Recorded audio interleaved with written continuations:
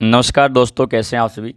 दोस्तों, आज की क्लास के अंदर हम एग्रीकल्चर सुपरवाइजर 2021 का जो एग्ज़ाम हुआ था उसमें स्वतंत्रता सेनानी सागरमल गोपा पर जो प्रश्न पूछा गया वो प्रश्न डिस्कस करने वाले हैं। काफ़ी इंपॉर्टेंट प्रश्न है, इसकी व्याख्या भी बहुत अच्छे से करेंगे हम लोग ताकि आपको फ़ायदा मिले। मैं रामकिशन सिंपा स्वागत करता हूँ आप सभी का अपने ऑनलाइन प्लेटफॉर्म पर। और यदि आप नए हैं तो हमारे चैनल को सब्सक्राइब भी जरूर कर लीजिएगा। दोस्तों, एग्रीकल्चर सुपरवाइजर कृषि पर्यवेक्षक 2021 सितंबर 2021 के अंदर जो एग्ज़ाम आयोजित हुआ उसमें पूछा गया था, क्या पूछा गया कि स्वतंत्रता सेनानी सागरमल गोपा निवासी थे। दोस्तों, स्वतंत्रता सेनानी सागरमल गोपा जो थे ये जैसलमेर के निवासी थे। हम सागरमल गोपा के बारे में कुछ डिस्कस करते हैं अच्छे से, देखिएगा। इनका जन्म 3 नवंबर 19 ईस्वी को जैसलमेर में हुआ था। इनका संबंध जैसलमेर से है। पिता अखीराज जी थे। इनकी किताबें इंपॉर्टेंट है दोस्तों।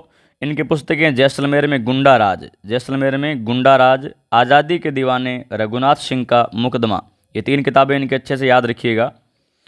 जैसलमेर में गुंडा राज, आज़ादी के दीवाने, रघुनाथ सिंह का मुकदमा। फिर रिपीट कर रहा हूँ, जैसलमेर में गुंडा राज, आज़ादी के दीवाने और रघुनाथ सिंह का मुकदमा। दोस्तों, सागरमल गोपा ने 1915 ईस्वी में जैसलमेर में सर्वहितकारी वाचनालय की स्थापना भी की थी। और ख़ास बात ये, इन्होंने जैसलमेर के तत्कालीन महाराजा शासक महारावल जवाहर सिंह के अत्याचारों का विरोध किया था। ये नाम याद रखिएगा। इन्होंने जैसलमेर के तत्कालीन महारावल जवाहर सिंह के अत्याचारों का विरोध किया था। और ख़ास बात ये भी है, इन्होंने गांधी जी के नॉन कॉरपोरेशन मूवमेंट यानी असहयोग आंदोलन जो 1920 में हुआ था, उस असहयोग आंदोलन के अंदर भी भाग लिया था। 4 अप्रैल 1946 को सागरमल गोपा द्वारा जैसलमेर के महारावल जवाहर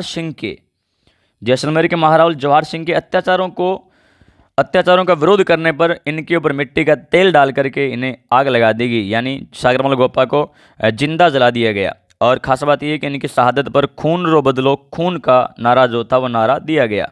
इंपॉर्टेंट दोस्तों, एग्जाम में पूछा जाता है। पंडित जवाहरलाल नेहरू ने, ये अध्ययन चयन बोर्ड के अंदर एग्जाम में काफ़ी बार पूछा गया प्रश्न है। पंडित जवाहरलाल नेहरू ने इनकी मृत्यु पर टिप्पणी करते हुए कहा कि इसे आत्महत्या कहना एकदम शरारत है। यह एक ऐसी बात है जो न केवल जैसलमेर रियासत के राजा के लिए बल्कि दूसरी रियासतों के राजाओं के लिए भी शर्म की बात है।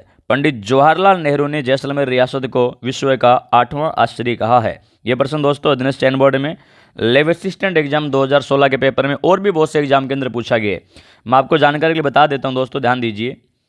जैसलमेर रियासत की बात चल रही है और यदि जैसलमेर रियासत के बारे में एग्जाम पॉइंट ऑफ व्यू से इंपॉर्टेंट कुछ प्रश्न और देखें हम लोग तो सुनिएगा। जैसलमेर राजस्थान की एकमात्र राज्य की सबसे पिछड़ी रियासत जो थी वो जैसलमेर रियासत थी। राज्य की सबसे पिछड़ी रियासत जो थी जैसलमेर रियासत थी। और दोस्तों, जैसलमेर रियासत ने 1942 के भारत छोड़ो आंदोलन क्विट इंडिया मूवमेंट के अंदर भाग नहीं लिया था। जैसलमेर में मीठा पानी तक नहीं है, इसलिए जैसलमेर को राजस्थान का अंडमान निकोबार के नाम से भी जाना जाता है। सबसे पिछड़ी रियासत थी। 1942 के भारत छोड़ो आंदोलन में जैसलमेर ने भाग नहीं लिया था। यदि वर्तमान में जिले की बात करें जैसलमेर की, तो जैसलमेर राजस्थान में क्षेत्रफल में सबसे बड़ा जिला है।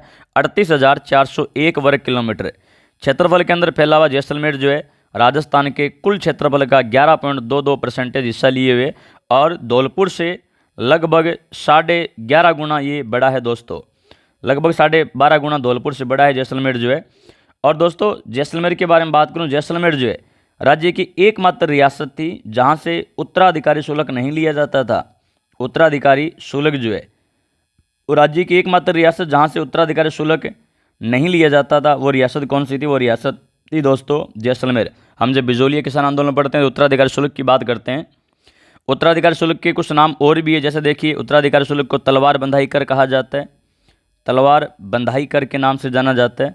और यदि बताऊं तो पेशकशी कहा जाता है, पेशकशी कहा जाता है। और कहूँ तो हुक्मनामा के नाम से जाना जाता है, हुक्मनामा कहा जाता है। और इसे कैद खालसा के नाम से जाना जाता है। और इसी उत्तराधिकारी शुल्क को दोस्तों नजराना के नाम से जाना जाता है। तो ये उत्तराधिकारी शुल्क के कुछ अलग अलग नाम हैं जो आपको याद रखने, एक बार फिर से मैं रिपीट कर देता हूँ। उत्तराधिकारी शुल्क को दोस्तों तलवार बंधाई कर के नाम से, पेशकशी के नाम से, हुक्मनामा के नाम से, कैद खालसा के नाम से, नजराना के नाम से जाना जाता है। और बिजोलिया किसान आंदोलन के दौरान बिजोलिया के जागीरदार पृथ्वी